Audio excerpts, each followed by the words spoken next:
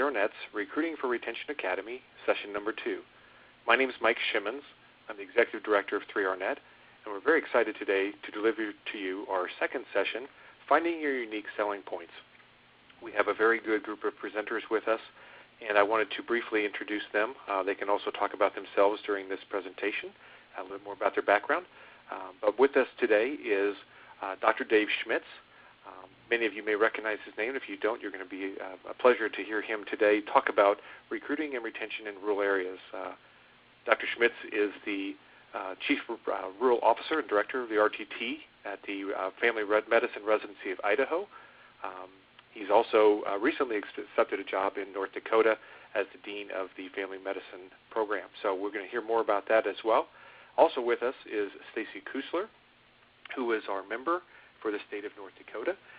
She has worked with Dr. Schmitz on the Community APGAR program, and we're going to be sharing some insights there. Also with us is our staff member, Mark Barclay, who also is experienced in working with Dr. Schmitz in the Community APGAR program and how that all fits together. So we're very excited to talk about how you as a community and as a facility can find those unique selling points that may set you apart from others. So we certainly appreciate having Dr. Schmitz and Stacy and Mark on this call, and I'll turn it over to Mark so he can start walking you through the resource.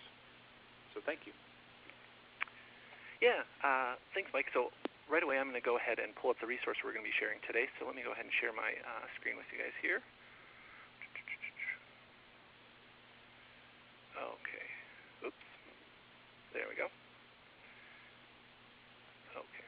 So hopefully this website looks familiar for you guys, the 3RNet Recruiting for Retention Academy. So what we're going to be looking at today, we don't have any slides for today's portion of the webinar. We're just going to be doing it a little bit more interactive with some materials that you guys will have access to. So if you go to the Session Materials button, typically this will prompt you for a password, and just a reminder to everybody on the line, the password to access this Session Materials portion of the website is just Academy-3RNet, all uppercase. So as we continue to move forward in the Academy, do additional sessions, that sort of thing, we'll continue to update the session materials with, as you can see from Session 1, the webinar recording, any sort of materials that we used in that session, any sort of questions that we got during that session that we now have resources for, that sort of thing. So the resource we're going to be looking at today, so certainly you can follow along in the webinar portion of things, but also if you want to go ahead, if you wanted to pull up this Cough Factors book, this is the primary resource that we're going to be using today. So let me go ahead and pull this up for us here. So this is something that you guys have access through, like I said, through the Academy website. So I'm going to go ahead and get this up for us. Okay, so that is looking pretty good. So this Factors to Market Your Rural Community book, it's kind of neat, and I'll let Dave do a little bit more explanation about where the factors came from. But it's an ebook, so like the other ebooks on our Academy website, you can just kind of simply flick through these pages, and you can see we have this navigation over here. So what we're going to be doing today is we're going to be looking at each one of these factors and kind of trying to determine whether it might be viewed as a strength in your community, a challenge in your community, and if it is looked at as a challenge in your community, let's say social networking you determine might be a challenge in your community. We'll explain what social networking is, and then, you know, if it is a challenge, like I said, there's some practical solutions in here as well, and we'll certainly hear from a national expert with Dave on the line here as well. So I'm going to flick us through here one more page, and then why don't we go ahead and start on this About the Training page here. And Dave, do you want to give us a little bit more background about the training? Sure, Mark, and you know, I'll just start out a little bit with I think why we're probably all here on today's session as well, and with the Learning Academy. And also just in thanks. I want to go ahead and say thank you to 3RNet for the opportunity to participate and partner with you and with all of you on the call today. It's really a group learning experience, and it has been for the last almost a decade.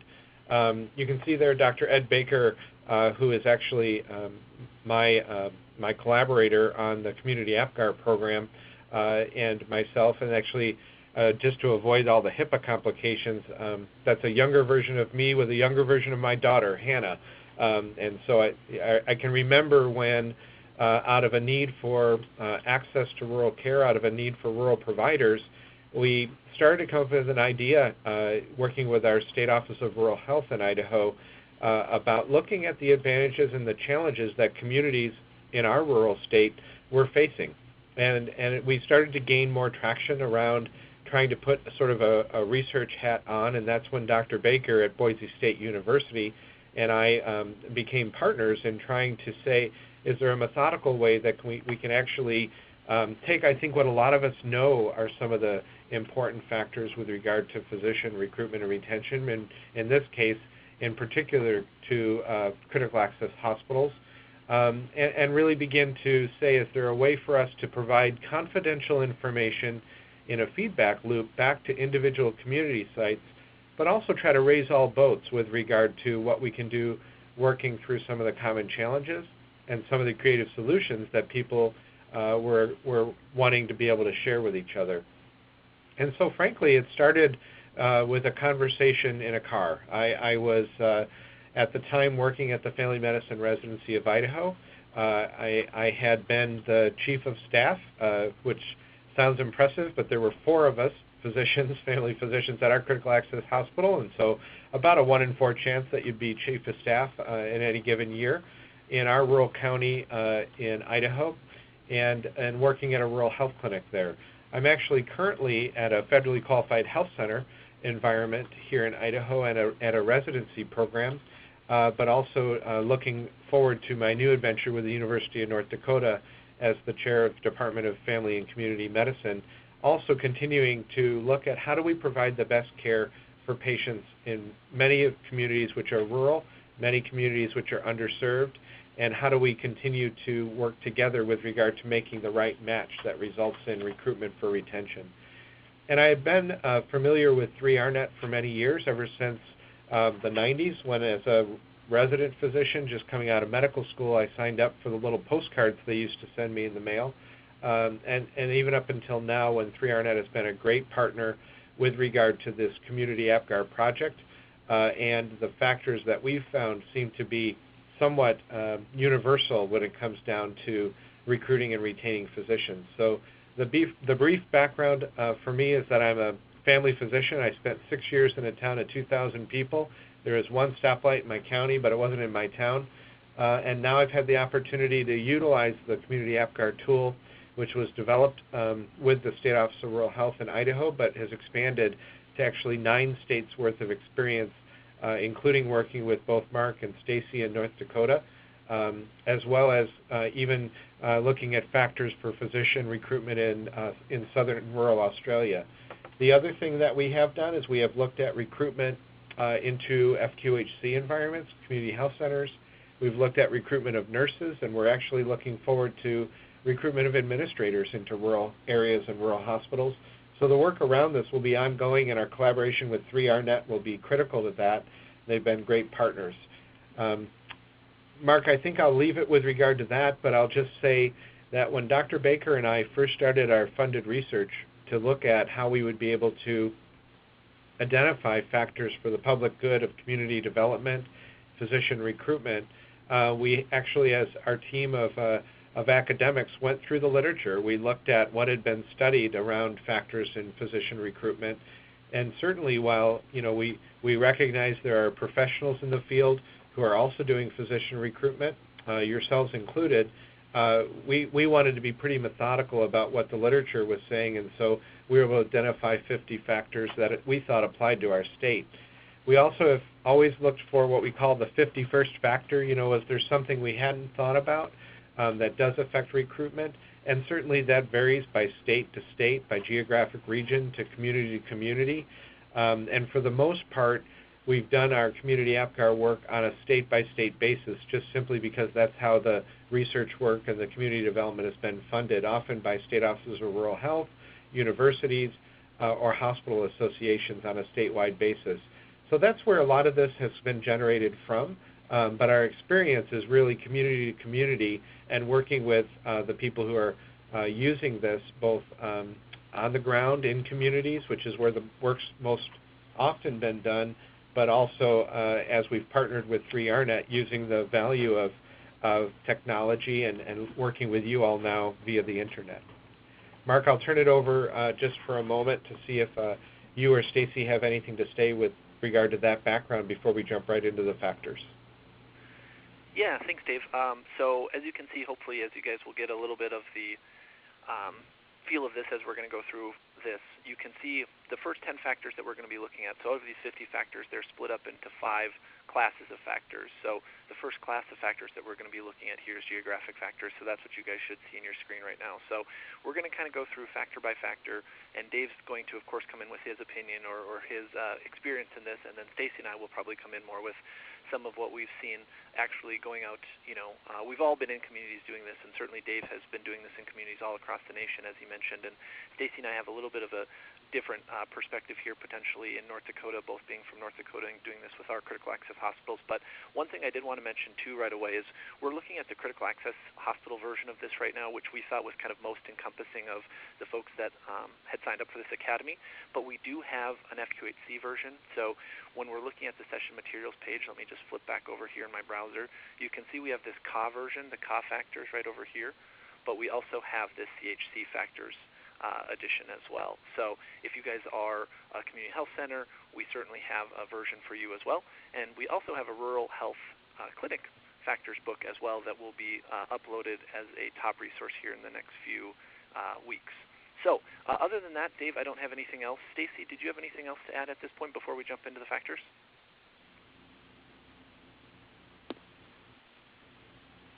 Mark, in the questions, we may have lost Stacy temporarily, so it looks like she's trying to log back in. I think we can go forward. Oh, okay. And Mark, I'll just fill in the gap to say, you might ask, why would there be different factors for different books, or for different scenarios? One of the situations is that we've been learning more about physician recruitment over time. I think one of the things that's not included in the critical access hospital version right here that we did find as a salient factor in some situations is affordable and available housing.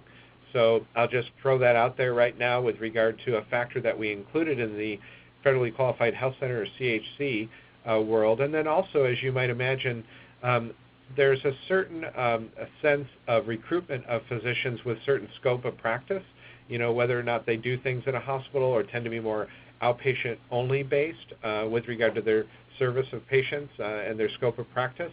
That can vary from setting to setting. Not all critical access hospitals, for example, would like their medical staff delivering babies, or as I say, at least on purpose. Probably many critical access hospitals who, quote-unquote, don't do OB have hopefully relied on medical staff competent in obstetrics in the emergency department, precipitous delivery sort of scenario.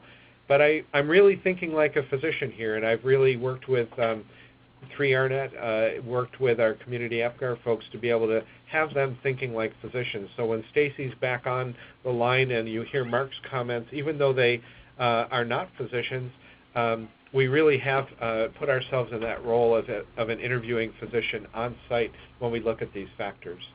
So let's go ahead and start with the geographic factors, or are we going to, Mark, direct me here with regard to this next slide?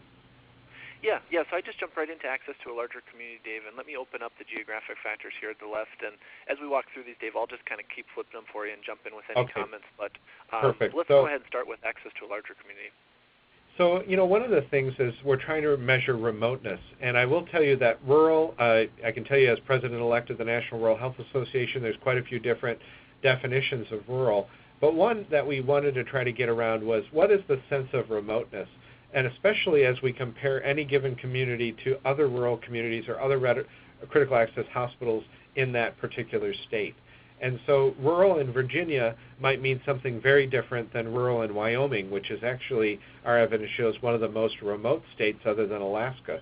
And so when you begin to look at access to a larger community, that might mean to a physician who's looking at recruitment everything from access to an airport so that they can then look at their clinic schedule, they can look at their call schedule. What would be the amount of time it would take me to get, let's say, to visit my relatives in Minneapolis?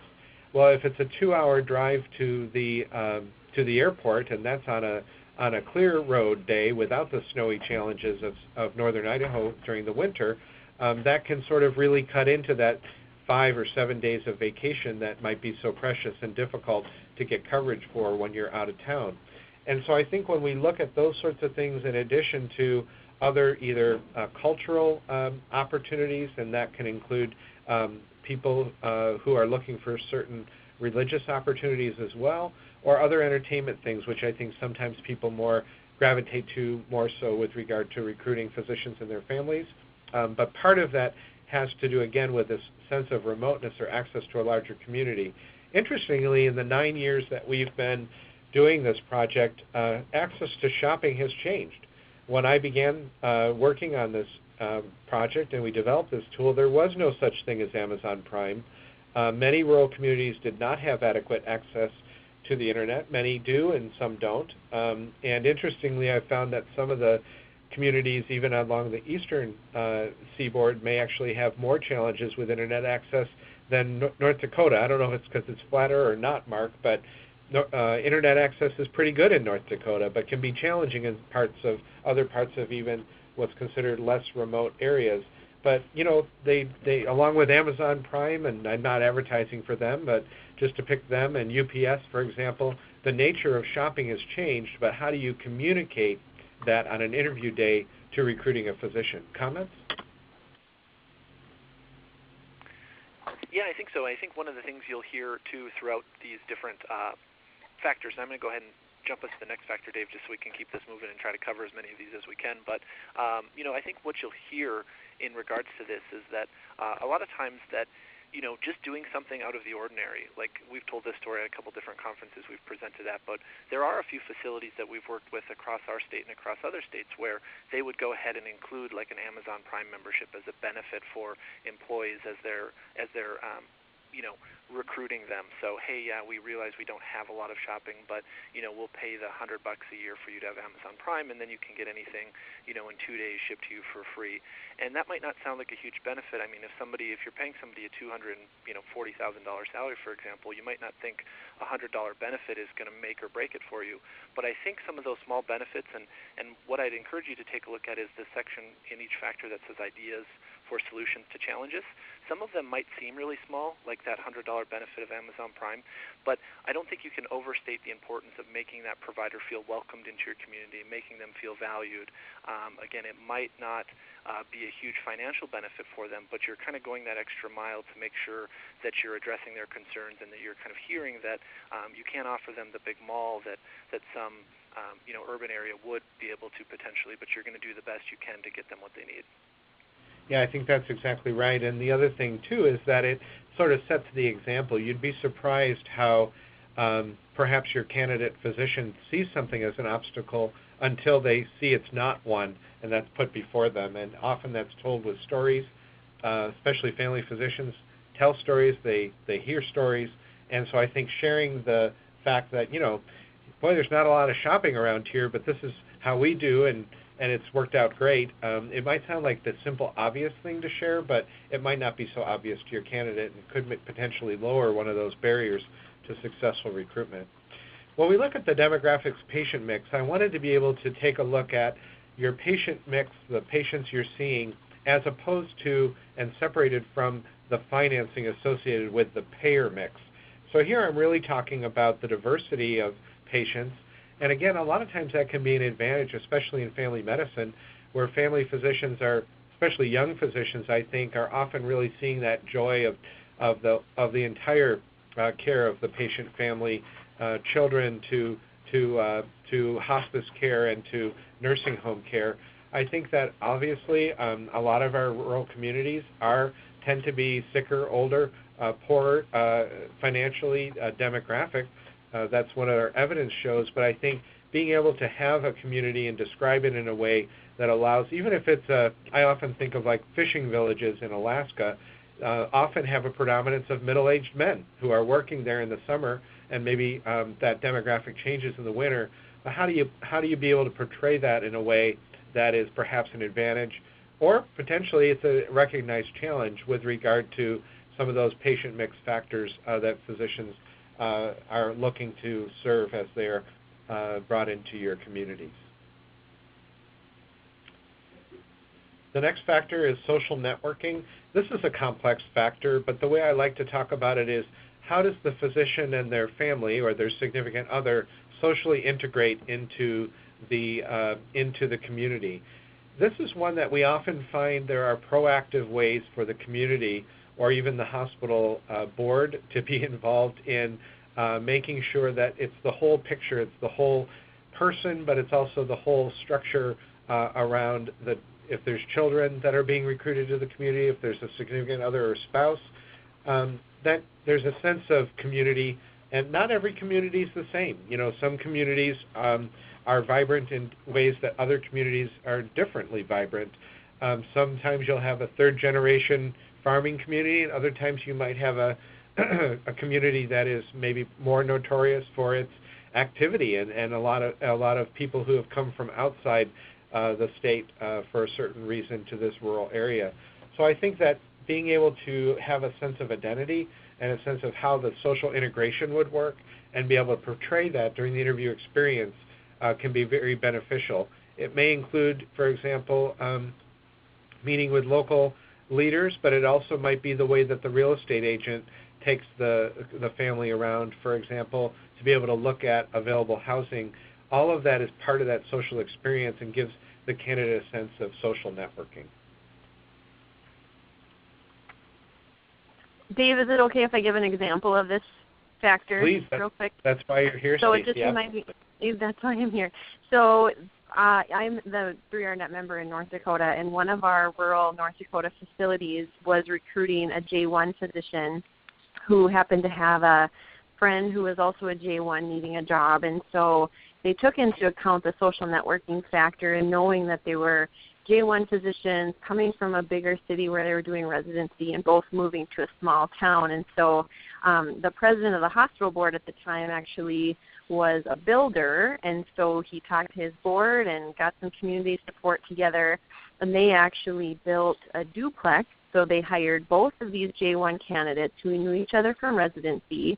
They got this house built where they could share a backyard. Their kids could still interact with each other. They could share their culture. And aside, they did not kind of fold in on themselves and only talk to each other because of that, but they had that friendship and that bond, so they were able to be more confident out in the community and more approachable from the community as well because they had that support by living next door to each other. So that is definitely probably an extreme example. I don't expect a lot of hospital boards to have a home building business on the side to just put up a duplex for it, but this was a perfect example of how they took into account social networking and how that affected the recruitment and the retention of those two physicians. No, I think that's a great example, and I'll share one more. I think it's such an important factor.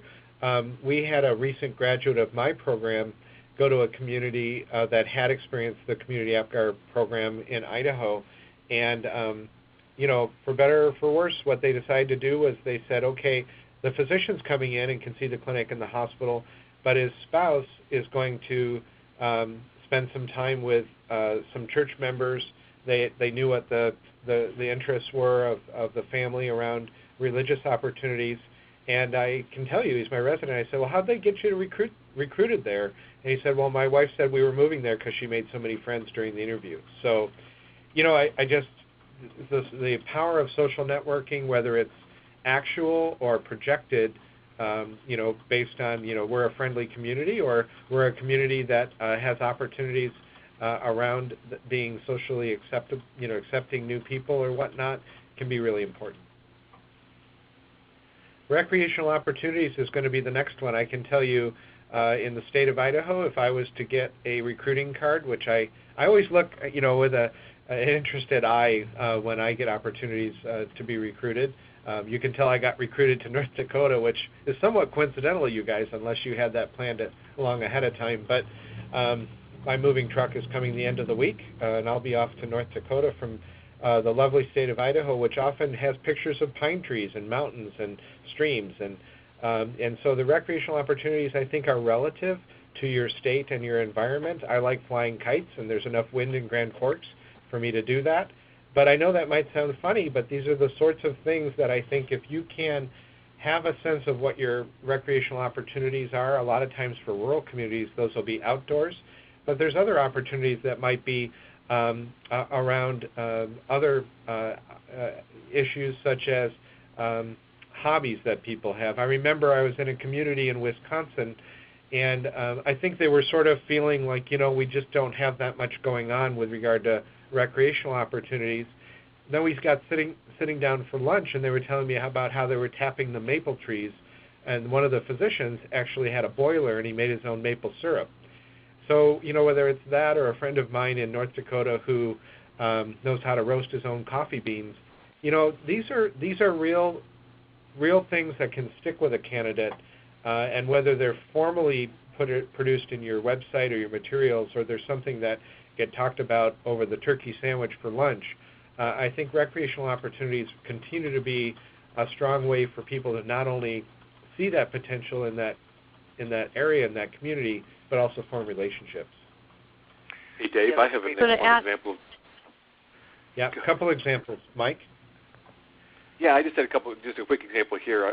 I was a recruiter for our hometown hospital here in where I am in central Missouri, and it wasn't until, and this is my hometown, it wasn't until I moved back here and started interviewing candidates that came through our community that I realized that one of our biggest advantages is that we have an ice rink. Not a lot of that in outstate Missouri, actually, between Kansas City and St. Louis. We're probably pretty much the only ice rink, so it was a very attractive feature, and I started finding that out when we started interviewing residents from 30 miles away at the University of Missouri, and they'd come down and say, yeah, we'd visit Jefferson City to go ice skating. Had no idea until that, and it actually turned out to be a pretty good benefit for us, for potential hockey players and things like that. So you never know what that advantage is going to be when it comes to recreation. And Stacy? I would just like to say that for any facilities or recruiters on the line that are hearing this and going, well, I don't have maple trees that we tap, and I don't make my own maple syrup, and I don't roast my own coffee beans. What I experienced in North Dakota doing the OPGAR is that a lot of times this particular factor is always underscored, meaning not scored where maybe an outsider looking in would score it as. And so if you're a facility who just kind of says, well, what we have to offer might not impress very many people, so I don't really think we have too much to offer, I would take a different look at that and realize that people are looking for culturally unique and geographically unique things to do. And even though you might think of it as boring or old hat or not that impressive, it might be to that right candidate. So look at it as an outsider looking in and take that approach to it, and play up the things that you do well and brag about it. Don't hide it away and just because you think someone else might not like it. Yeah, I think that's right, Stacy. People enjoy being with people who seem and are happy, no matter what those different interests are. And Dave, I was just going to make a point or two as we transition into spousal satisfaction. So the title of this webinar for everybody out there, just so we're not missing a key point to this, is kind of finding your unique selling point. So one of the things that we're hoping as you're sitting back there or sitting there listening to this presentation, hopefully as we start to run through these things, you can not only think of, oh, I'm pretty good at that, or that might be a challenge here for our community, but also hopefully you can start to get along the lines of thinking, man, we think we do this pretty good. For example, spousal satisfaction, we have some sort of neat program in place that engages the spouse or schools or something like that. But the other point of this is finding those things that you're doing well that those, quote-unquote competitors around you maybe aren't doing as well. So that's the kind of the idea of finding that unique selling point. Let's look through these 50 factors. Let's pick out the things that you're doing really well, and then let's kind of examine those to see, do you have something really unique in your state? And if something is really unique as an advantage to you, let's make sure through our next session, which is going to be session 3, how do we communicate these things? Let's look at some tools. Let's look at our website. Let's look at some easy things we can do maybe through social media or marketing. And again, that's all going to be covered kind of in session 3. But let's look at some of those things to make sure that we're communicating those unique selling points as well. And the last point I'd make before I turn it back over to Dave with spousal satisfaction is hopefully you're hearing some ideas here, and we might be using the term physician or nurse practitioner, PA, or something like that. But through my experience in doing this with 16 critical access hospitals in North Dakota for over 2 years, I think we really found that a lot of these a lot of these kind of advantages, challenges are really universal across the provider spectrum.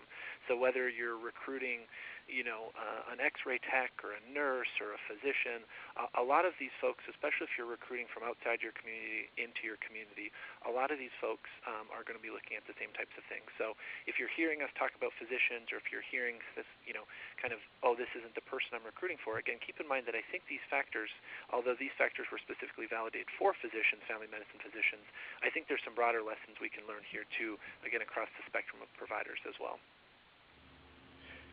Great, thanks, Mark. And I think one of the things to think about with regard to spousal satisfaction is it really can be a bit of a unique circumstance. And I think one of the things that we've found with spousal satisfaction in particular is one of the big drivers can be employment. And so if a spouse is looking for employment, you'll see there's some ideas around trying to look for employment options for a spouse, or is there an opportunity that the significant other or the family member has an opportunity to work through telecommute or regionally. But this is often correlated, I found spousal satisfaction is often correlated to your access to a larger community. So if it's commutable, I've seen one solution where the physician and spouse might live halfway in between an urban center and a rural center, but still be able to provide professional services to the rural site. Although in my mind, as a community-based family physician, I've always thought there's a certain advantage to having physicians living in the community they're serving and with the people that they call neighbors and patients. But interestingly, that has been a successful opportunity for communities to be flexible and to be able to make that work.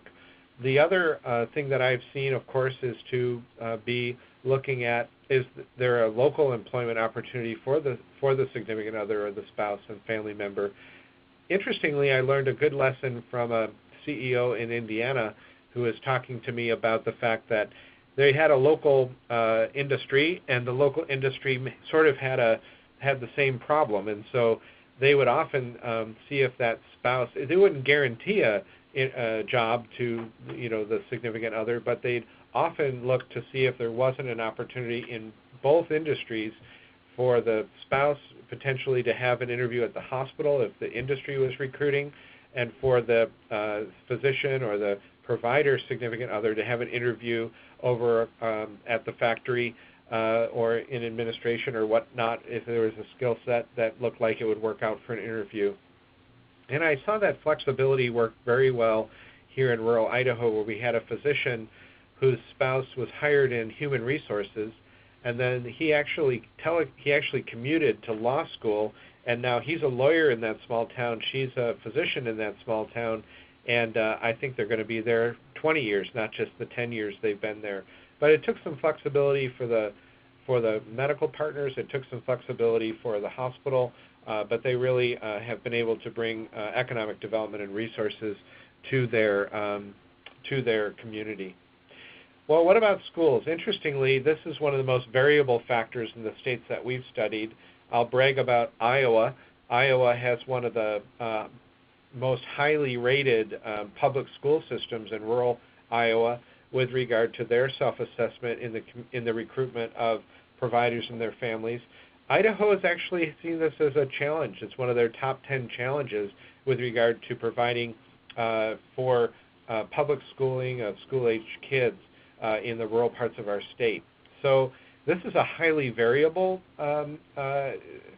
factor, and it actually can affect recruitment along state borders. I've seen it happening between the state of Idaho and Wyoming when the price of oil was really high. Wyoming schools were investing a lot, and I can't say to today, but I can say when we were doing Idaho and Wyoming APGAR scores, we actually talked to a couple of physicians who said, well, I could settle in western Wyoming or eastern Idaho, and this was a factor that made a difference. So we also see sometimes that in communities that are challenged around schools for school-age kids, that maybe a physician will be likely to stay for a certain period of time. I often see until their kids are about 10 to 12 years of age, and then maybe exit a community, while on the other hand, we will sometimes see physicians who their kids are off to college already, wanting to go to a more rural environment. Maybe they're wanting to give back, or they've got a lot of experience in that rural ER, and they feel comfortable with that, but they're not wanting to sort of feel on a treadmill of high patient volumes in the outpatient settings, be a good match to a community where they aren't reliant upon the public school system any longer. So this is one that really seems to have significant importance, but also can maybe match a community with a niche, depending on the physician demographic and their family situation.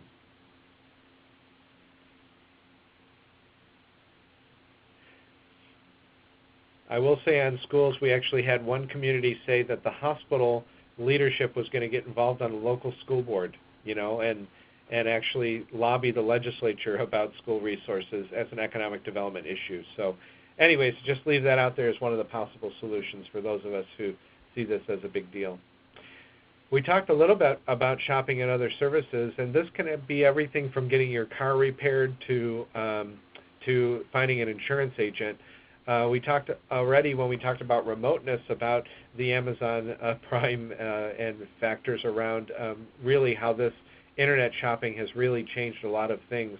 But I think, again, this is an example where I can remember in rural Alaska when I was doing a clinical rotation as a resident in Nome, Alaska, I was wondering why tires were coming off out of the airplane and being flown as carry-ons until I realized there's no tire store in Nome, Alaska. So these are sorts of the things that, depending on how remote you are, you may just want to, again, be sort of proactive about communicating about how people do things and making sure that it isn't sort of the unknown obstacle that you and the candidate didn't discuss.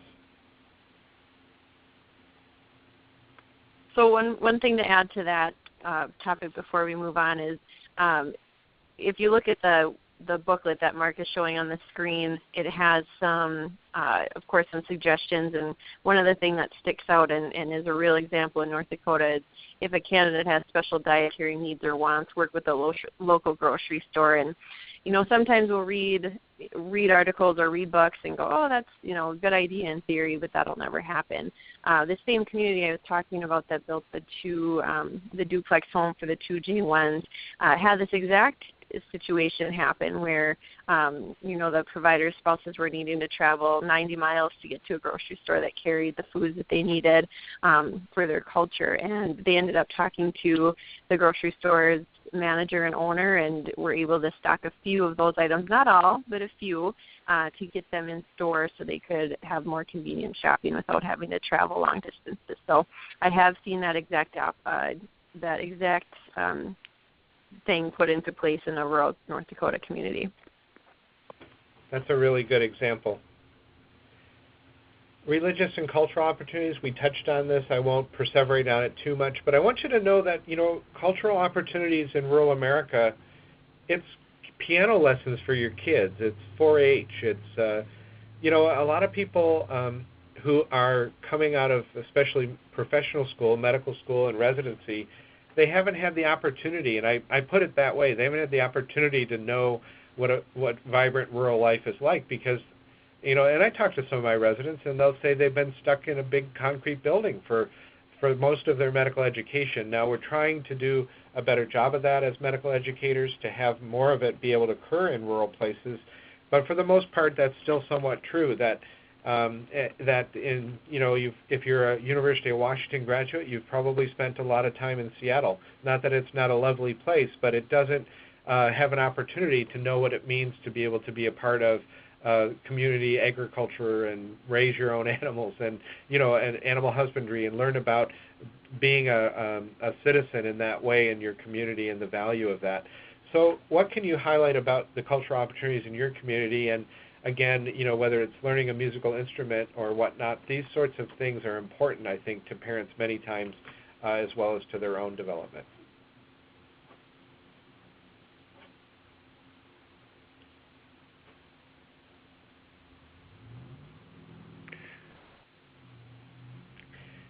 We did put climate in there for those of us who are living in North Dakota, but also other states as well. I only pick on my own state a little bit because it's true that for a while the #1 recruitment challenge in North Dakota was climate, was the weather. It's something you can't change, but we wanted to come up with some solutions around that. Interestingly, in Alaska, it hardly even shows up in their top 10. So that seems kind of funny to me that people aren't worried about the cold and darkness when they go to Alaska, but North Dakota gets a bit of a reputation. And so I'm going to quote Mark Barclay one more time on this one. I said, if you move to North Dakota, you get a block heater. So Mark, I'm waiting for that. Maybe Stacy and I can talk about that since she works with 3RNet. But I think that when you look at climate, it is something you can't control, but I think it's something worth talking about.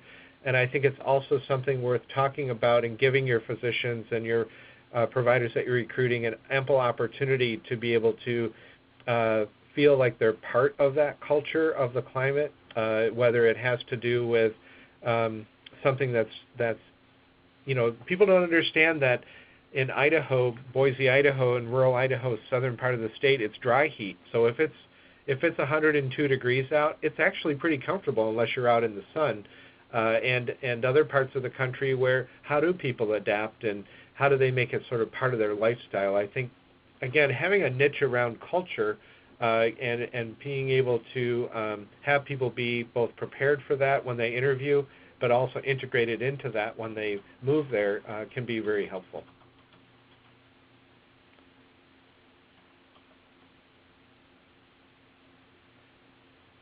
Perception of the community, again, is something certain communities will already have a name for themselves, sort of that's out there, quote unquote. I remember several examples where your community may have a certain feel for it depending on which side of town you enter, or it may have a certain notoriety on the internet already, or it may, in fact, if you go to the Chamber of Commerce page, which I often suggest people do, or to the hospital web page, what's the first impression there? Does it look like a local community that gives you a sense of initial perception? So we describe this as that first impression, and I think that that can be everything from a piece of homemade pie at your local diner to what it means to have that first step off the airplane or that ride into town. I think that a lot of times we underestimate the value of first impressions, and I think we can often impact them. And I think sometimes we take on our challenges around first impressions in a way that isn't as constructive as it could be. I have resident physicians who will leave the continent to go serve the underserved, to go and treat, for example, HIV primary care disease. They will go to Africa in order to be able to provide HIV primary care when we have places in our own country that have been affected in ways that have been very public around some of the same diagnoses, whether it's opioid use challenges in rural America or infectious disease through shared needle use. So, why can't we have our own workforce beginning to serve some of these communities in ways that are seen as just as fulfilling? So, again, I pick maybe a sensitive topic because it's something close to my heart. We're working on at the National Rural Health Association, but how we project what we have in our communities that are positive, and how we project the ways in which providers can be part of that team to uplift rural health is really part of that perception of what it means to be part of that community. So I'll leave it at that. Comments at all? Yeah. Dave, this is Stacy. Oh, go ahead, Stacy. Stacy? Okay. Yeah, just a quick example. Kind of going on more of the aesthetic side, switching gears from what you were just saying, but the perception of the community factor does come up oftentimes in rural North Dakota communities because the facilities will rate that their perception of community is very high and that they have a lot of growth and economic development and business leaders are really building and homes look nice, but that perception of community kind of gets lost when it gets to the website portion of it. So what does a new physician do when they're possibly looking to move to a new town is they'll look it up on the internet. They'll look up their Facebook page, their website, their economic development or chamber of commerce, are those images and are those happenings and those bragging points in line with what is actually happening? And so we've found that there's a need for some increased marketing efforts to get what is actually going on in that town live, so that other people who don't live there and don't know can learn that too. So I'll try and keep my comments brief. I know we have a lot more to go through before we need to get to finish up here, but just wanted to add that. Yeah, thanks, Stacy. And that's kind of what I was along the same lines again, as just another plug for our Academy session number 3, which I believe is scheduled for November 15th.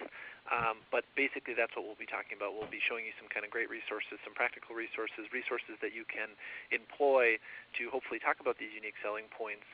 And a lot of them are technology-based, even if you don't have, of course, we know rural communities don't have an in-house web developer, those sorts of things. So we'll have some really easy, practical, free tools or low-cost tools that you can use to hopefully promote yourself for these things. But I absolutely agree, Stacy, that typically now the first impression of a community is made online, and if you have a really old website or some really outdated content or something like that, you can send that isolated impression, through the internet without even ever talking to a person. So it's really important, as we know, especially with young providers, that we're making them feel like if they're coming to our community, they're not going to be isolated. They're not just going to be kind of a one-man or a one-person shop here out on their own. So I'm going to jump into the economic factors here too. And as Stacy mentioned, we're about halfway through our webinar here. So what I'm thinking we're going to do is we have the chat box up.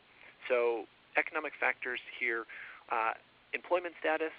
So talking about how are we employing providers, part-time opportunities, loan repayment, income guarantee, signing bonus, moving allowance, startup marketing costs, revenue flow, payer mix, and competition. So I think just for the sake of time here, why don't we can kind of jump around on these a little bit and maybe pick out 3 or 4 of the economic factors that we really want to focus on. But what I would encourage the folks out on the call to do is that if any of these are particularly interesting to you, make a comment in the chat box, and we can certainly answer any questions about that. But with the remaining 40 or so minutes here, we'll try to cover as many of the remaining factors as we can. But the geographic factors are, of course, very relevant to rural and underserved communities particularly. So let's jump in here, I think, with employment status, because I think this is something that is important, especially to certain demographics of physicians or providers.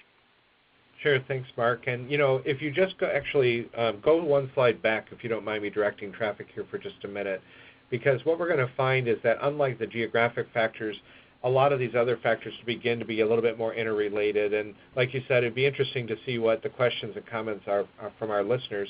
But let me just try to take a couple of these in a bit of a lump. So employment status is really going to have to do with, is the physician employed? Are they an independent contractor with the facility, or is there an option for either?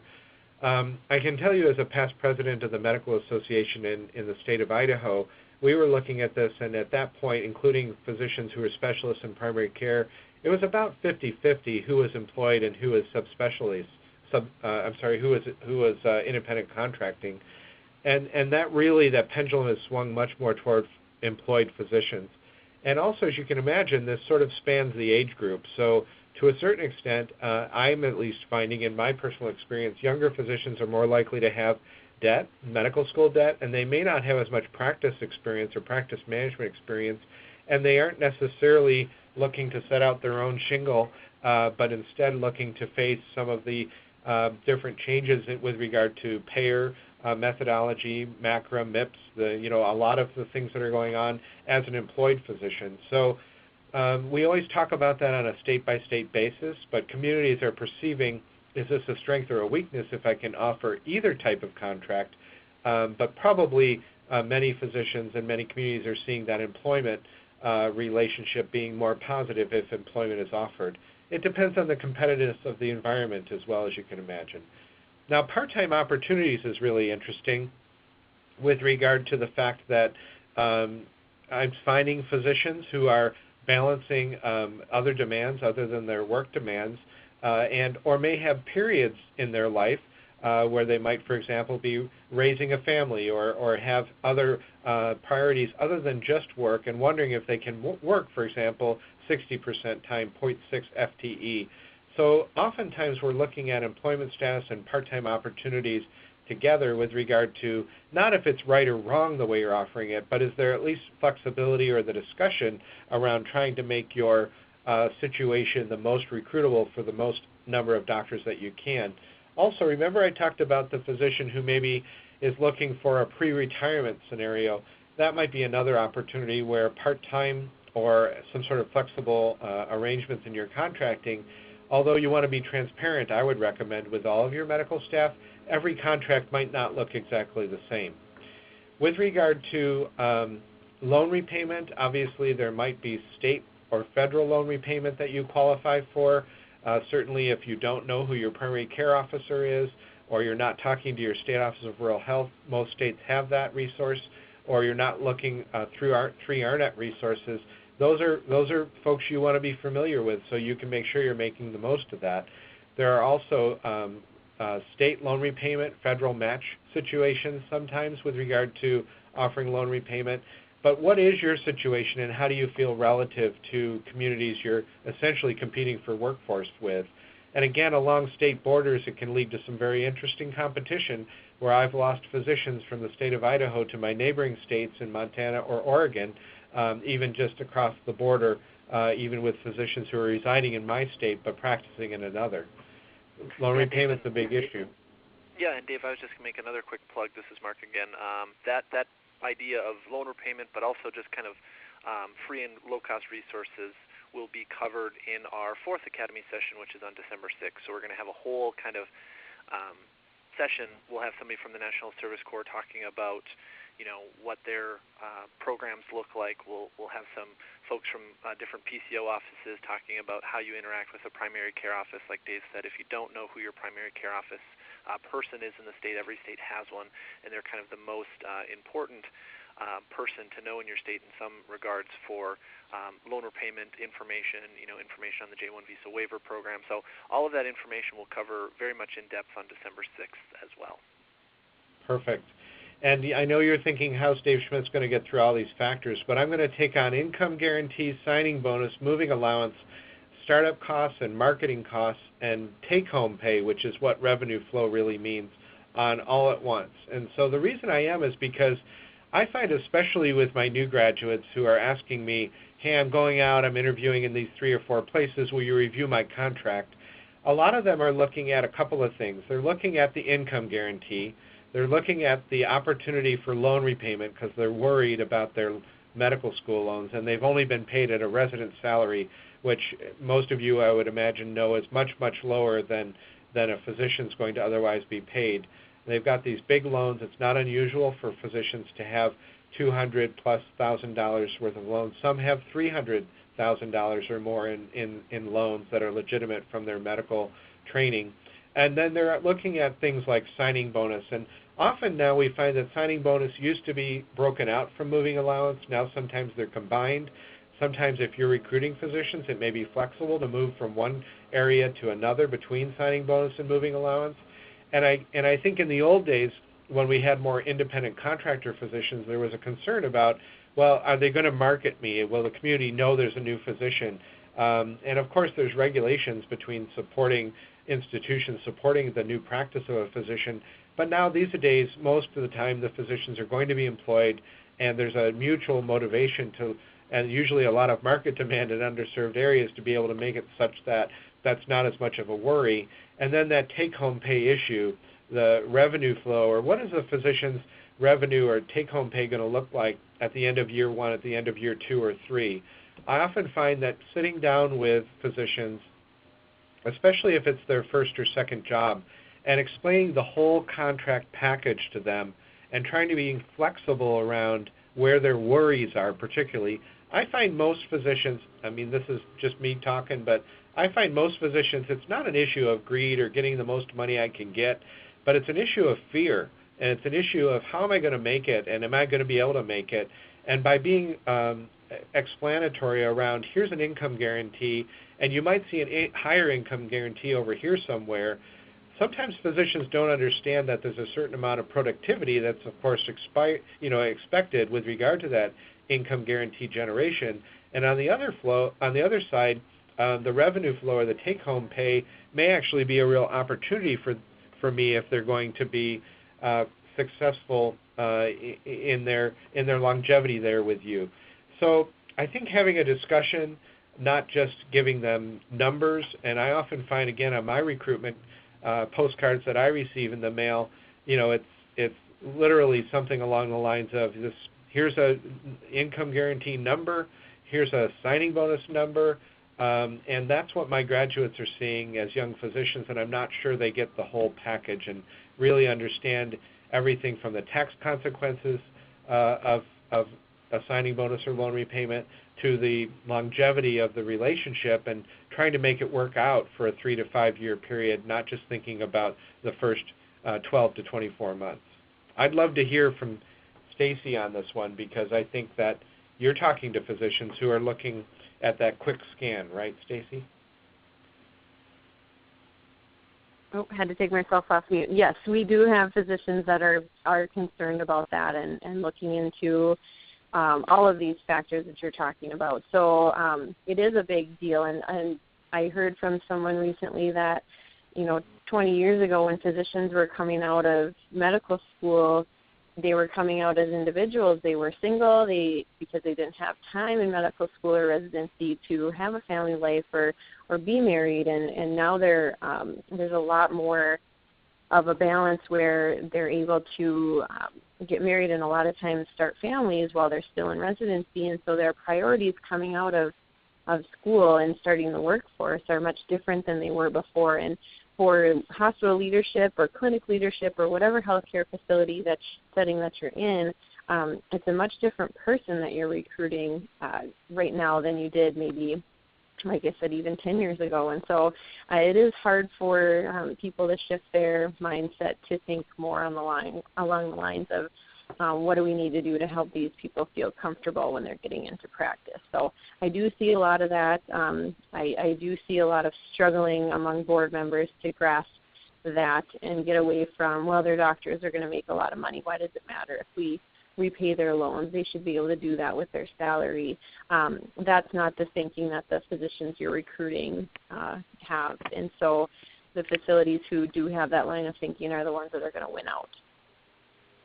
And then I'm going to just comment on the last two factors, which are a little bit of a different area. The payer mix really has to do with, and again, when we were talking about perhaps more independent physicians sort of starting their own practice in your environment, there may be a lot of concern around payer mix. But a lot of times you will have a contract that's either set where the provider is agnostic to the payer mix. They're not paid on the collections, they're paid on productivity. RVUs are another methodology, or maybe you are rewarding them based on the payer mix. So we see differences amongst communities, amongst recruitment scenarios with regard to that. I can tell you that if you are paying physicians based on the collections and not on the billings, it can lead to some interesting dynamics that I've seen amongst medical providers. Those who are seeing sort of the better paying patients in their payer mix, and those that are perhaps more likely to see the uninsured or those who are less likely to have the ability to pay on time can generate some interesting dynamics. I don't know how much of that happens in your states or your situations, and I'm not sure, frankly, how many candidates are nuanced enough to even to ask those questions if it's their first practice, but certainly those who have been in practice in a couple of scenarios may ask those. And it goes along with the next factor, which is competition or collegiality. From state to state, I certainly see a lot of variation with regard to some situations where the practice everybody sort of shares call nicely. There's seen as a certain amount of transparency and fairness in the sharing of revenue generation, even in an economically challenged environment. I can tell you in my critical access hospital, we really did have great collegiality or sense of competition. And sure, we competed for patients, and we all tried to do our best. And and patients made their choices with regard to who was the best fit. But we also all shared call, and we also cared for each other's patients.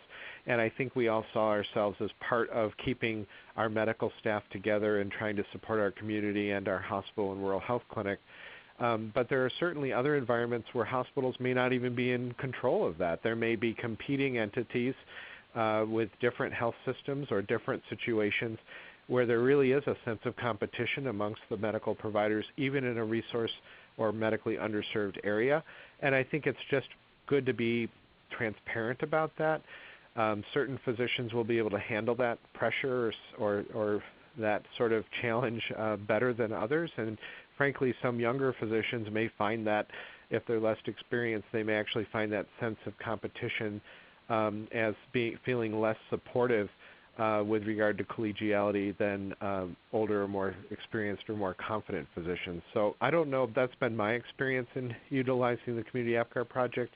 I don't know if Stacy or Mark have a comment about this, but again, I think in particularly when you're looking at physicians who may not have experience in rural areas, they may really feel somewhat dependent and go with the community that allows them to be mentored and to feel like they have partners in this as opposed to competitors.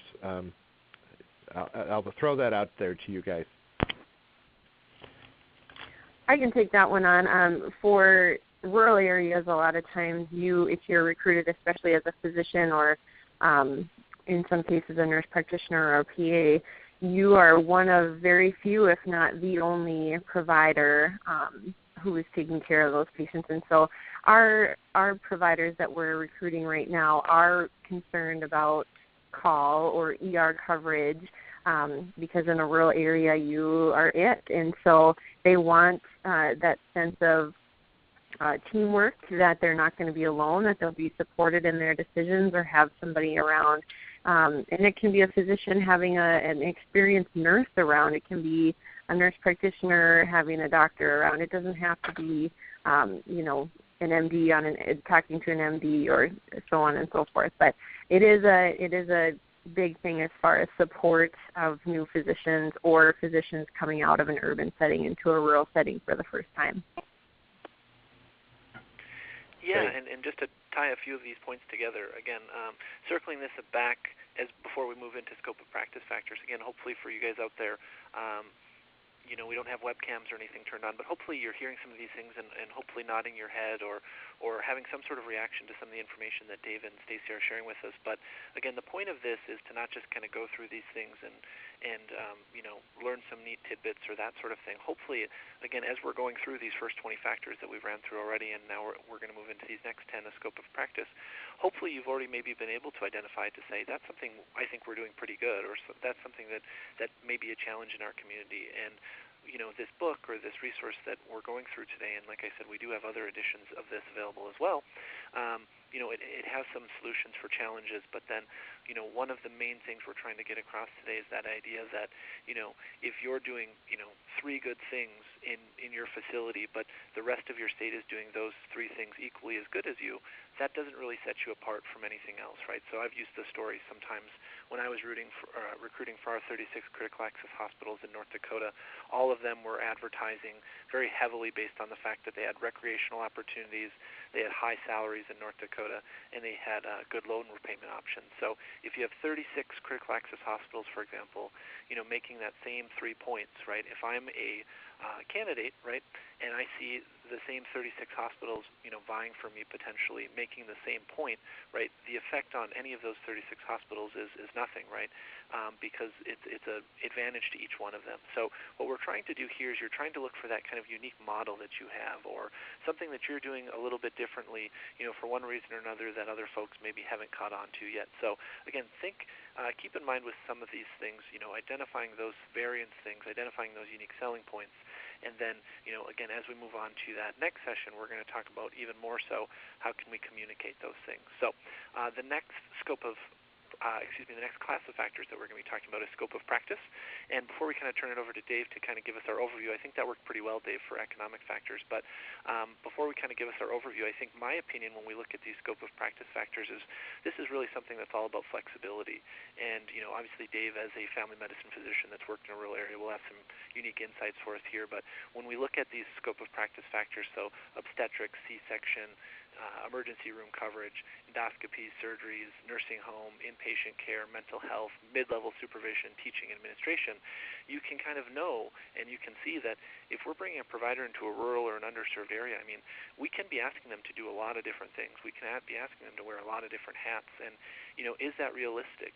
Especially when we look at our different types of providers that we're recruiting for. So, for example, if we're recruiting a newly graduated resident, is it realistic to ask them to do all of these things just coming in the door? And so I'm interested to hear what Dave thinks for some of these factors as far as, what types of providers some of these things might be advantageous to, and, what sort of candidates we might want to look for if we have, strengths or advantages in any one of these factors. Thanks, Mark, for that handoff. Yeah, this is near and dear to my heart, the scope of practice, and part of that is because I've actually done research. Again, it was thankfully funded through the State Office of Rural Health here in Idaho. We actually did a scope of practice research paper and published that in the Rural and Remote Health Journal if anybody really wants to take a look at one state's analysis with regard to scope of practice. But we looked, what were family physicians expected to do in our critical access hospitals in our state. So we studied that, and we studied it over 5 years. We measured it twice, and we found a surprising number of family physicians were providing obstetrical care and C-section deliveries. And so we made it part of the scope of practice factors for the Community APGAR project, along with some of the things you see here, everything from nursing home care to inpatient medicine care to mental health. And we put those in there on purpose because it's what physicians were found to be doing. Now, obviously, and interestingly, not all critical access hospitals do obstetrics, like I said, at least not on purpose. But I think that one of the things that is fascinating to me is that it may be a bit counterintuitive to what you'd think. So as the Chief Rural Officer and a Program Director of Residency Programs here in Idaho, we have long historically had an emphasis on obstetrics. What's interesting is if I graduate a bunch of folks who walk across the stage, board-certified family doctors who all want to do OB, guess what? They aren't necessarily going to want to give up those skills, quote unquote. They aren't going to want to have attrition of those skills, especially if they've been trained for cesarean section delivery or if they've done a fellowship experience, an extra 6 months or 12 months of OB deliveries and C-section training. They're probably not going to go to a community that doesn't deliver babies. So I see it as a sort of a double-edged sword here with regard to if you're doing obstetrics and the call schedule is reasonable, play it as a strength. It's a strength. If you're not doing obstetrics, probably on average, you're actually going to have an easier time recruiting than those folks who are out recruiting for those skills. And then how do you begin to form a medical staff around the needs of the people with regard to call coverage, especially I find ER call and C-section and OB call are the real litmus test with regard to making something that's a reasonable and stable medical staff that can provide those services that are necessary 24/7, but also be able to reimburse fairly and transparently, but also be able to take a look at how you project that as a positive. And I think most communities can't be flexible around whether or not you do OB. You either have the need to do it or not. But is there some flexibility around how you allow and transparently, I keep saying transparently because surprises amongst the medical staff can really fracture your collegiality if you're not careful, but is there a way to transparently be fair about some people want to do ER, other people it's the thing that really burns them out? The other thing that I wanted to throw in there is the opportunity for endoscopy or surgery. So for example, screening colonoscopy. Some of the programs in the country, including both mine in Idaho and mine in North Dakota now, are actually training for screening colonoscopy. It's a great way for providers to be able to look at increased opportunities for revenue and better patient care because screening colonoscopy can be tough to access in rural America otherwise. Nursing home care, inpatient care, those can be pretty standard, but at least being able to talk about those. And again, it may not be an equal division of labor amongst your medical staff. Maybe you find somebody who enjoys that more and wants to be the nursing home director versus other folks who aren't going to be expected to participate as much. Interestingly, mental health and how mental health has been handled with regard to how much mental health is the physician providing to patients directly and what's the support team, which you'll see on the next set of factors, has been one of the most significant recruitment and retention barriers in the entire country in the majority of states. It's usually in the top 10. I think part of that is related to the health professional shortage areas around mental health, but another part of that is related to I think what we're seeing with regard to substance abuse, including opioids, and some of the complications that have happened with dual diagnoses between potentially under or untreated mental health issues and diagnoses, access to treatment, and also substance abuse treatment and rehabilitation. And so there are potentially, how should I say it, big impact factors with regard to the use of support services, whether that be mental health counseling integrated into a practice or available, or telehealth, telemedicine, which we're going to talk about here as we begin to wrap things up. But I don't want to give you the impression that all of these factors are independent of each other. They're not. They're interrelated. But what we've actually been able to find through the use of the Community APGAR program is that sometimes, mental health in our community might be a big challenge for physicians, but they're well supported. That's a totally different story than maybe a community where you have a resident who trained in a residency like my own here in Boise, where they actually have not only the family medicine residency, but part of a psychiatry residency and great strength and behavioral health. And guess what? They're coming out into the market looking to use those skills. So if you've got big mental health needs in your community, that might be an asset and a good match for that physician, not a challenge. So how we think about, again, scope of practice factors, I think is a lot about making the right match. And so as you begin to look at, for example, thinking that maybe a young physician graduating from a program may not want a broad scope, they might be exactly the right person who is looking for a broad scope as long as the call pool is large enough that they don't feel alone in that. Where you might find other physicians who have maybe given up obstetrics or never really trained with an intention to perform obstetrics independently, and they might be just interested in prenatal care or whatnot on the outpatient side. We do, my apologies for the antiquated language of mid-level supervision. We've talked about PAs and NPs going forward. It's antiquated language from many years ago with regard to how we were framing that, but we do talk to physicians about and scenarios about how do you feel with regard to working with NPs and PAs as part of the care team, whether that be in the emergency department or in the clinic setting. We also look at teaching with regard to the opportunity to teach medical students and residents in your environment, and again, that may be something that is being done, seen as an asset, or in some cases maybe seen as a distractor, depending on how you framed revenue generation, and if it's slowing physicians down or if it's with actually the joy of teaching, allowing them to be just as productive. And then administration is really administrative duties. I can tell you that as one of 4 physicians in a critical access hospital, I was on about one of 4 committees.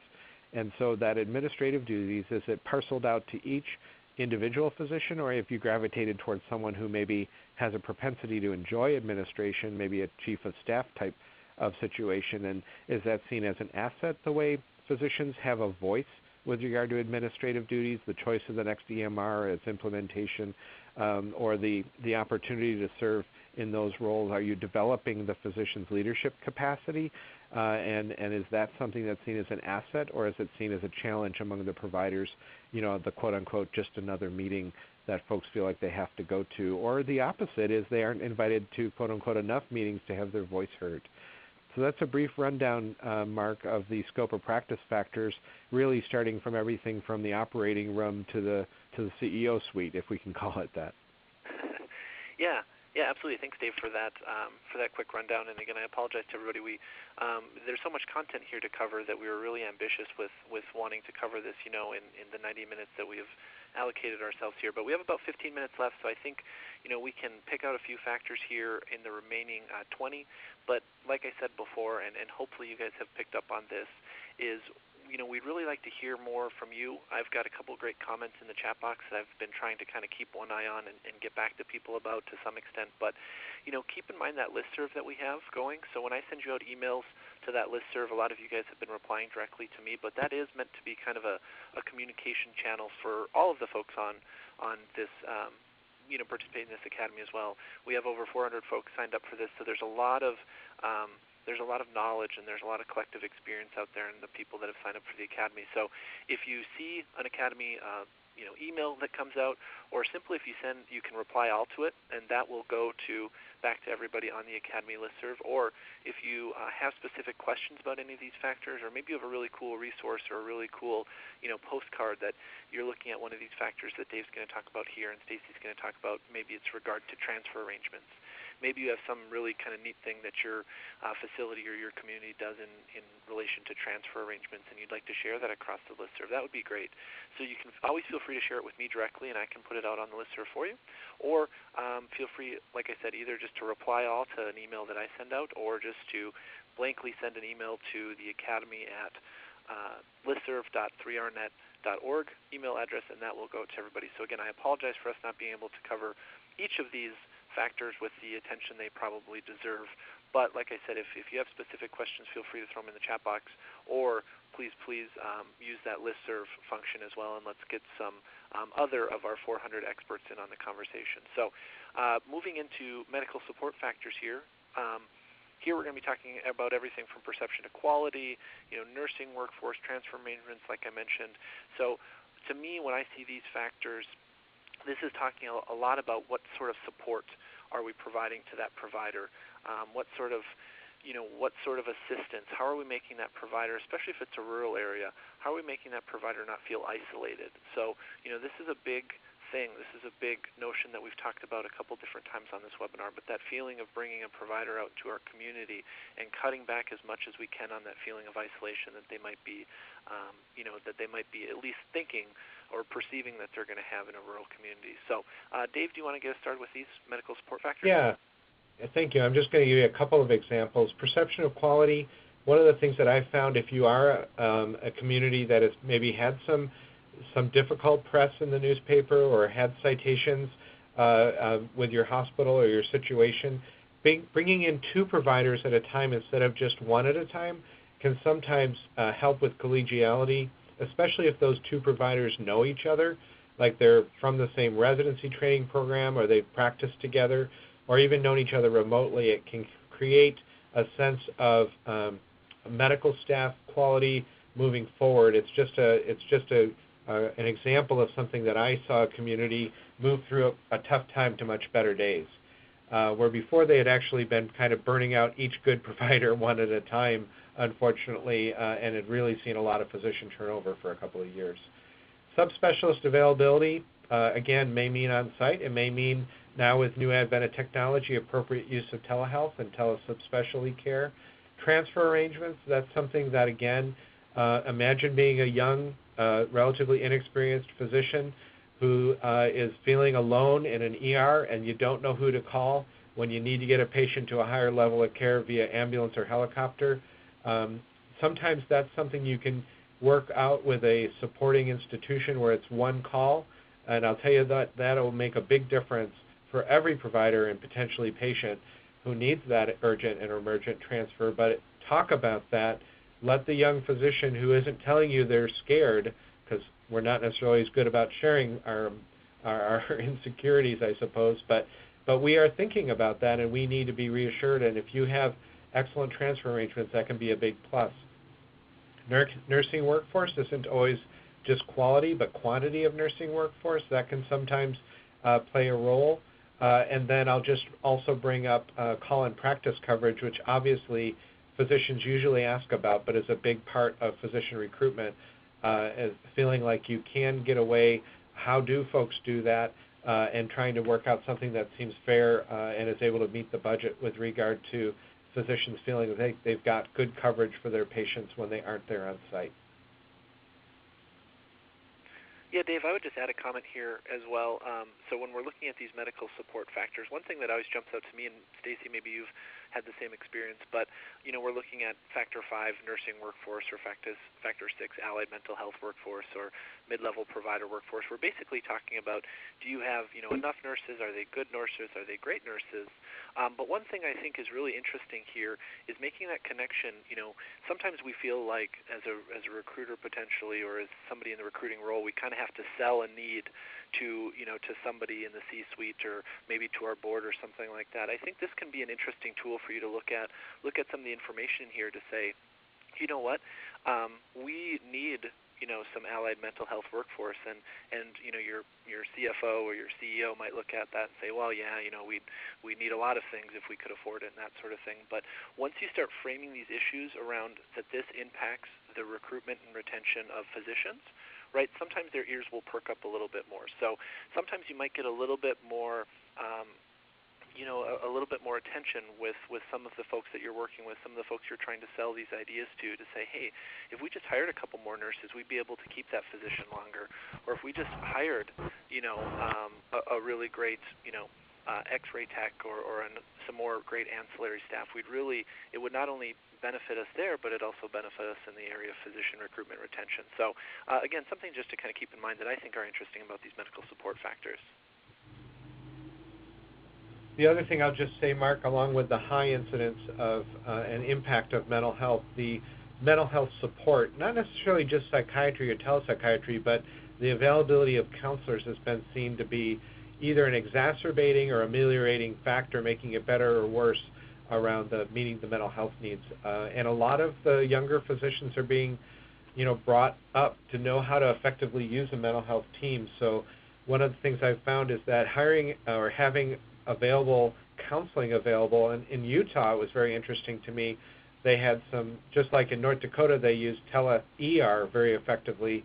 In Utah they were using telecounseling, not necessarily telepsychiatry, but telecounseling very effectively in very, very rural areas, and that really led to greater provider satisfaction and I think would lead to a real sense of resource for that physician faced with the dilemma of the patient who has real high mental health needs and you're just not sure how to meet them, quote unquote, alone.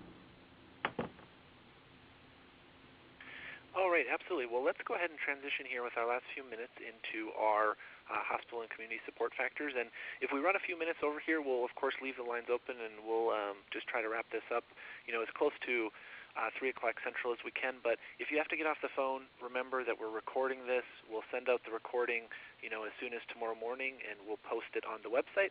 So if you have to jump off, just bear in mind that you'll always be able to come back and catch the rest of this presentation on demand as well. So, Dave, what are we thinking with hospital and community support factors? Yeah, absolutely. So, some hospital plant, you're going to have your physical plant and equipment. It may just be brand spanking new, beautiful. I've visited some of your communities, and it's amazing the investment into rural America. It's great to see, and that'll sort of have that first impression impact. For others of us, and I'll just tell you, the place that I worked that was not at all a new hospital, was built in the 50s. Our clinic probably not that much thereafter, and I loved working there. And of course I'm kind of a throwback, but I loved everything from the wood paneling to the fact that we were making a difference in our community. But that plan for capital investment, the someday when our pot of gold at the end of the rainbow, or that grant comes in, or our county commissioners are working with us, and here's what we're looking at into the future. That's why I think that plans for capital investment can be just as important in recruitment as the actual physical plant and equipment you have today. And how do you work with your medical staff to prioritize? Someday we'll have a new roof, but right now we need a new upgrade on our CT scanner.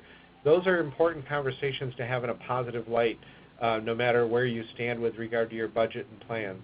Hospital leadership, is it stable? Is it functional? Go ahead and talk about, is the board stable? Is the CEO, we think that stable and effective hospital leadership is an important thing to address and to work through because a lot of physicians have seen a lot of change and they know that leadership is one of those important parts of the team with regard to their success, recruitment, and retention. And then number 8, the community need and support of the physician. Certainly physicians go into rural practice for different reasons, but I can tell you, like myself, many of us have gone into rural family medicine or rural care of patients specifically because we want to try to make a difference, and I still believe that. And so some communities reflect that differently than other communities, but I can tell you, there's one community in rural Idaho that when you're a new physician, they'll keep on you until you and your family have been in the annual parade through town on the hospital float, because they just really reach out and express the gratitude. And there are groups of physicians out there and providers that will make all the difference and get you through so many of these other rough spots and the ups and downs in rural America of today. And number 10, how organized is your recruitment program and your onboarding? That's something that often we find people haven't necessarily thought about, and is fairly easy to be able to reorganize and to make a bit of a priority. And certainly, Stacy or Mark, you may have a comment with regard to that because you're interfacing with these communities around welcoming and recruitment planning. But those are some of the hospital and community support factors we've seen to be significant. I'll just make a comment about this whole class of factors. It's because it's at the end, and because every time, whether it's during an APGAR interview or an APGAR results presentation or a presentation such as this, it always seems like we're hurrying through the poor hospital and community support factors, but it is a really important set of factors that often does get overlooked. I've been on both ends of the spectrum where I worked for a facility who could care less about if the physician felt needed. They, in their minds, they got paid enough money, they can figure out how to be happy. But I've also experienced here in North Dakota communities just really rallying behind physicians and know the importance. One example is in a community I was driving through in North Dakota, and I saw a billboard that just had the hospital logo, but it was a picture of a new provider and his family just saying, "Welcome to the community." And it was just very simple. It didn't have anything about call for an appointment today or this is how you can see this person. It was simply a beautiful picture of their family and welcome to the community. In that same community, I know they recently paired up a new surgeon with a CRNA, because of course they'd be working together a lot, but knew that relationships outside of the hospital were just as important to get their families introduced and engaged. And so they had 2 or 3 weeks of activities with the different CRNAs that they were going to be working with, where it was a golf outing and the families got together for a barbecue, or simple things that you would do with your average friends. They made sure that was happening with a new family in town so that they felt part of the community and they felt like, hey, I could hook my spouse up with another family so they don't feel alone. So again, this whole class of factors is something that should not be overlooked. They're all important. All 50 of them are important, of course, but this goes a long way with helping to retain a physician or a provider in your community. Yeah, thanks, Stacy. And just to kind of close us up here in the last few minutes, I think one thing that all I looked, and we had about 200 people on the call with us today, so thank you everybody for joining us and all of those folks in the future that will watch this recording. But I think one thing to speak to as far as looking at these factors, that factor number 10 here, welcome and recruitment programs, like Dave said, that makes a huge difference. Your recruiting process, your team. And that's, we already covered a little bit of that information, in the first session. But I would just say that, you're taking a first step, if nothing else, to show that, to improve that factor by being on this, participating in this academy. So we have the manual, that's that 15-step process that we walked through a little bit during that first session. But keep in mind that throughout the whole rest of the sessions that we have here in the academy, really our focus is looking at that welcome and recruiting program, factor. So I'd encourage you to take a look at that one specifically and make sure that your recruiting and into your retention process is as clean and as kind of thorough and organized as it possibly can be. And like I said, that's a huge interest of ours here at 3RNet, is making sure we can provide you with any resources that make that easier for you. So kind of our conclusion here is basically, what we've talked about before is if you put your kind of self in the perspective of a provider, right? And let's say that you're interviewing at 4 different hospitals, which is just our example here, is you can imagine yourself setting out the things that are important to you. So for example, if I'm a provider looking at this chart here, scope of practice, salary, outdoors, call schedule, loan repayment, services, physical plan, part-time opportunities, and telemedicine are the things that I've identified as important to me. So then you can see here basically whether they do this formally through like a little chart like this or whether they do this in their head, right? This is how folks make decisions. So Hospital 1 offers, a number of these different things, or if we kind of look at it going the other way, salary, for example, all 4 hospitals offer a high salary, right? So I can basically just cross that out. All 4 hospitals offer good outdoor opportunities. Whereas if I move down here to part-time opportunities, Hospital 1 will offer me some flexibility with part-time opportunities, but Hospitals 2, 3, and 4 will not. So for Hospital 1, right, that would be their unique selling point. Hospital 1's unique selling point would being sure that they're able to promote that they offer part-time opportunities, and then oh look, right next to that they also have telemedicine as well, which seems to be fairly unique to them. So the idea here is to identify those things that you're doing good, make sure you're communicating them as well, and it's really then we can get to the next step, which we're of course not able to talk about here today, but that idea of, are some of these things more desirable to certain demographics of providers than others? So, for example, loan repayment. Loan repayment would only be relevant to those sorts of providers that are looking for loan repayment. So I think with that, why don't we go ahead and, unless Dave or Stacy or Mike, do you guys have any last-minute comments here before we close up the recording? I think that's a great way to wrap up, and I'll turn it over to you, Mike. Thanks for being a partner with all of these projects to try to do the right thing for rural communities. And I appreciate your help today, Dave, and your time. As always, great information. Also, thanks to Stacy Kusler and Mark Barclay. Job well done. We appreciate everybody who listened in today, and we look forward to the next session, Session 3, on November 15th. Thanks, everybody, for participating today, and we look forward to seeing questions out there on the listserv. Thanks, Mark. All right. Thanks, everybody. Bye. Bye-bye.